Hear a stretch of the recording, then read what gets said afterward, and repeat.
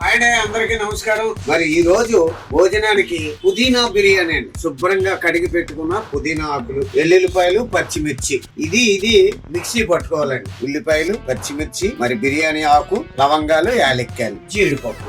అందులోకి కూర కోసం కొద్దిగా అండి బంగాళదుంప కోసుకొని పక్కన పెట్టుకున్నానండి. పుదీనా రైస్ ఎలా తయారు చేయాలో చూపిస్తానండి.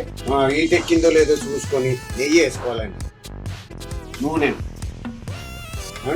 జీడిపప్పు, నూనె కాగిన తర్వాత జీడిపప్పులు వేసుకోవాలండి.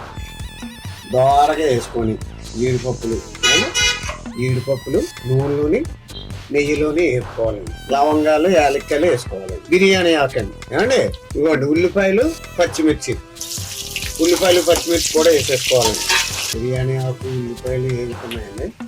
వేయిన తర్వాత ఇదిగోండి కడుక్కున్న పుదీనా ఆకులు, వెల్లుల్లిపాయ, చిన్న అల్లం ముక్క, 4 పచ్చిమిర్చి వేసి మిక్సీ పట్టానండి. ఆ మిక్సీ పట్టింది ఇందులో వేసుకోవాలండి. కళాయిలో ఏమంటే అన్ని వేసుకున్న దాంట్లో మరి ఈ పుదీనా,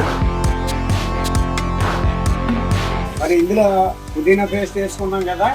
పుదీనా పేస్ట్ అండి మన పచ్చి వాసన పోయేదాకా మగ్గించుకోవాలండి.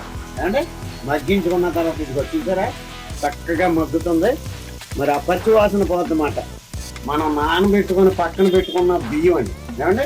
ఇదిగోండి ఈ గ్లాసు బియ్యం నానబెట్టుకున్నాం. ఆ బియ్యం వేసేసి ఏమండి ఇదిగోండి బియ్యం వేసుకోండి. మెల్లిగా కలాగిలా తిప్పకూడదండి. మెల్లిగా కలుపుకోవాలండి. మరి బియ్యం వేసుకున్న తర్వాత ఈ గ్లాసు బియ్యం నానబెట్టి కడుక్కొని పక్కన పెట్టుకున్నాం అంటే ఇప్పుడు దీంట్లోనండి మరి గ్లాసుడు బియ్యానికి గ్లాసున్నర వేసుకోవాలండి. నీళ్ళు వేసుకొని తగినంత ఉప్పు వేసుకొని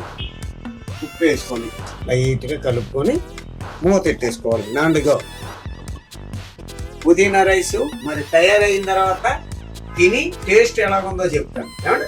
ఇదిగోండి మరి పుదీనా రైస్ అలాగే బంగాళదుంప కూర మరి టేస్ట్ ఎలాగుందో చూసి చెప్తాను.